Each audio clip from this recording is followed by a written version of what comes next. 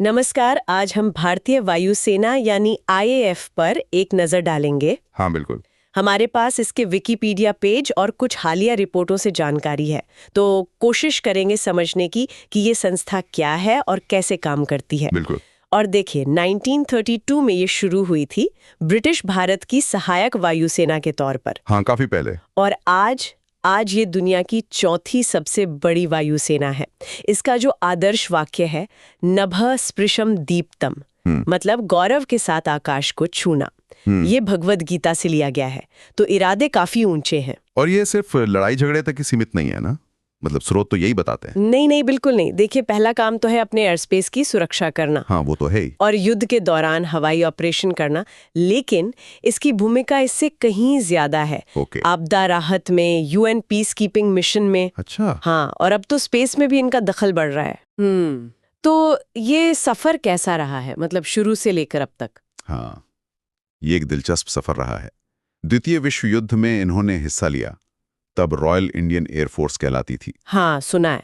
फिर 1947 में बंटवारा हुआ और 1950 में जब भारत गणतंत्र बना, तब ये भारतीय वायुसेना बनी। और तब से ये लगातार बदली है। हाँ, लगातार।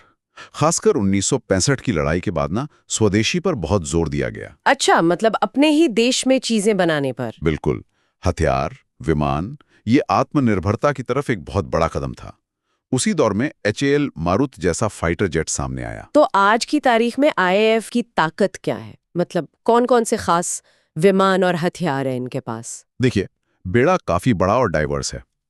एक तो है सुखोई Su-30 MKI और राफेल जैसे फाइटर जेट्स।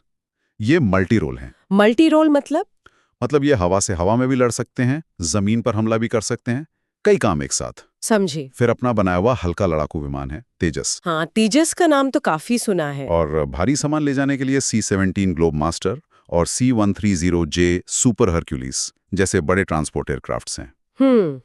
अटैक हेलीकॉप्टर्स भी हैं, जैसे अपाचे और अपना स्वदेशी प्रचंड। अच्छा, प्रचंड भी। हाँ जी। और इनकी एक स्पेशल फोर्स यूनिट भी है, गरुड़ कमांडो फोर्स। ओ हाँ, गरुड़। ये बहुत मुश्किल ऑपरेशंस करते हैं, जैसे काउंटर टेररिज्म, बंदूकों को छुड़ाना वगैरह। तो इन क्षमताओं का हालिया इस्तेमाल, क्या इसका कोई उदाहरण है?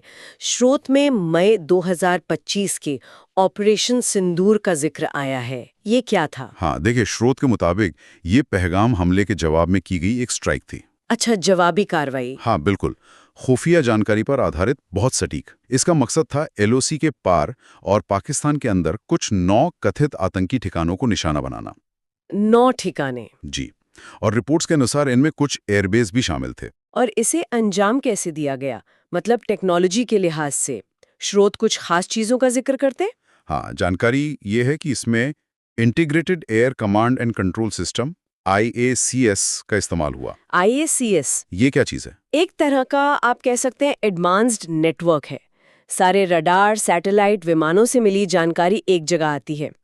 इससे कमांडरों को पूरी स्थिति साफ दिखती है और तालमेल बहुत बेहतर हो जाता है। अच्छा, मतलब रियल टाइम जानकारी। बिल्कुल।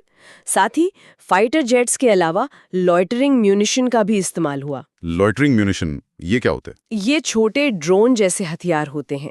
ये दुश्मन के इलाके में जाकर ऊपर मंडराते रहते हैं। अच्छा। और सही मौका देखकर टारगेट पर हमला कर देते हैं। ओह, इंटरेस्टिंग। हाँ, और रिपोर्ट्स ये भी कहती हैं कि भारतीय सिस्टम्स ने कथित तौर पर चीनी मूल की पाकिस्तानी एयर डिफेंस को इलेक्ट्रॉनिक जैमिंग से, मतलब एक तरह से अंधा कर दिया। जैमिंग सा? हाँ। और चकमा देने वाली तकनीकों से उन्हें नाकाम किया। और मिशन कहा जा रहा है सिर्फ 23 मिनट में पूरा हो गया। सिर्फ 30 मिनट? कमाल है। स्रोत में कुछ एक्सपर्ट्स की राय भी दी गई है, उनका क्या कहना है इस पर? हाँ, स्रोत में दिए गए विश्लेषण अगर देखें तो जैसे ऑस्ट्रिया के एक्सपर्ट हैं टॉम कूपर और किंग्स कॉलेज लंदन के वॉल्टर लैडविक, इनका मानना है कि इस ऑपरेशन ने भारत की सटीक हमला करने की क्षमता और तकनीकी बढ़त को दिखाया। अच्छा। और साथ ही पाकिस्तान की अपनी जरूरी जगहों की सुरक्षा में जो कथित कमजोरियां हैं वो भी सामने आईं। और कोई? एक अमेरिकन पायलट हैं रियान बोडेनहाइमर। उन्होंने इलेक्ट्रॉनिक वॉरफेयर में इस्तेमाल हुए एक्स गार्ड डिकॉय सिस्टम की अहमियत बताई। X guard decoy? हाँ, ये शायद दुश्मन के रडार को धोखा देने के लिए होता है। थाईलैंड की एयरफोर्स ने भी इसे आधुनिक हवाई युद्ध का एक अहम उदाहरण माना है। किस लिहाज से? खासकर बिना अपना नुकसान किए कई ठिकानों पर सटीक हमला करने की क्षमता। और नई रणनीति के इस्तेमाल के लिए। स्रोत यही कहते हैं कि ऑपरेशन ने कथित आतंकी ढांचे को काफी नुकसान पहुंचाया है। तो ये तो हुई हाल की बात।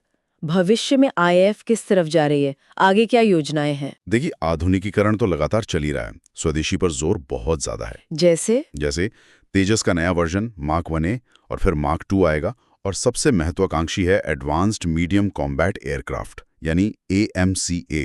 AMCA, हाँ, ये 5th जनरेशन का है शायद। जी हाँ, ये भारत का अपना 5वीं पीढ़ी का लड़ाकू विमान होगा। तो आत्मनिर्भरता एक बड़ा लक्ष्य है। और वो नाम बदलने वाली बात? हाँ, एक प्रस्ताव है कि नाम बदलकर Indian air and space force यानी IASF कर दिया जाए। Air and space? बिल्कुल। ये दिखाता है कि अब जमीन और हवा के साथ साथ अंतरिक्ष यानी स्पेस में भी IAF अपनी भूमिका को बहुत गंभीरता से देख रही है। ये तो काफी बड़ा बदलाव होगा सोचने के तरीके में। हाँ बिल्कुल। तो कुल मिलाकर अगर हम देखें, भारतीय वायुसेना सिर्फ एक लड़ने वाली फोर्स नहीं है। सही। ये राष्ट्रीय सुरक्षा, मानवीय मदद, तकनीकी विकास, इन सब का एक बहुत महत्वपूर्ण स्तंभ है। अपनी शुरुआत से लेकर भविष्य की योजनाओं तक ये लगातार बदल रही है, खुद को आधुनिक बना रही है। हाँ, वो तो दिखता है। जैसा हाल के कथित ऑपरेशन सिंदूर में भी अगर स्रोत सही हैं तो दिखा। बिल्कुल। और जैसे जैसे आईएएफ स्पेस क्षमताओं को और ज्यादा अपनाएगी, ये सोचना वाकई दिलचस्प है कि भविष्य में एरोस्पेस पावर का मतलब और उसका रोल कैसे बदलेगा, सिर्फ भारत के लिए नहीं बल्कि शायद पूरी दुनिया के लिए।